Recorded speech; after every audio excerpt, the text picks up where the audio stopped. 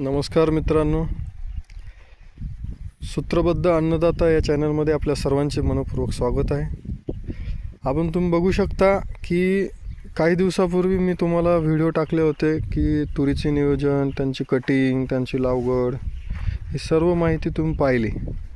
आता तुम्ही बघू शकता की हे जे तूर आणि सोयाबीन आहे 4 फुटाच्या बेडमध्ये आपण लागवड केलेली आहे. आणि यामध्ये हे जे तूर तुम्ही बघत आहात ते पूर्वीच्या फुटेजमध्ये बघू शकता आणि आत्ताच्या फुटेजमध्ये तुम्ही बघू शकता की ही तूर कटिंग केली.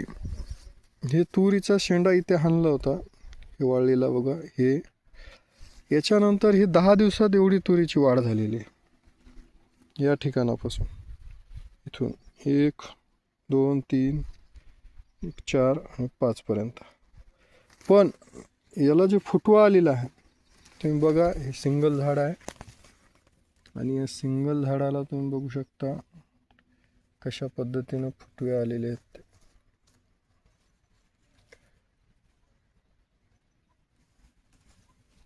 सिंगल कटिंग आहे आणि त्याच्यानंतर एवढाले ब्रांचेस झालेत मोठे मोठे. आता याला पुन्हा या ठिकाणाहून अजून 5 दिवसांनी, म्हणजे 10 दिवस झालेत कटिंग करून, अजून 15 दिवसानंतर पुन्हा कटिंग करायची.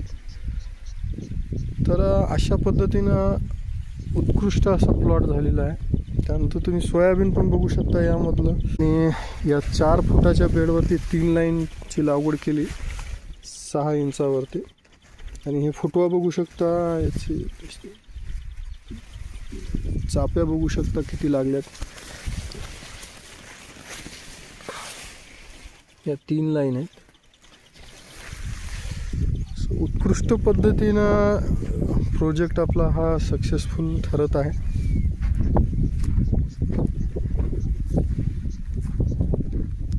3 एकर लागवड आहे.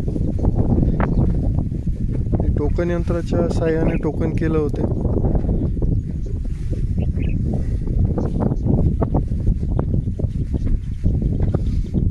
सर्वतोपरी प्लॉट बघू शकता, सर्व एक समान एकसारखा तुम्हाला दिसेल.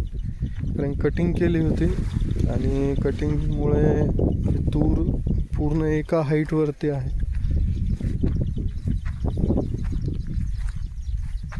पूर्ण शेंडाच दिसेल तुम्हाला बघा.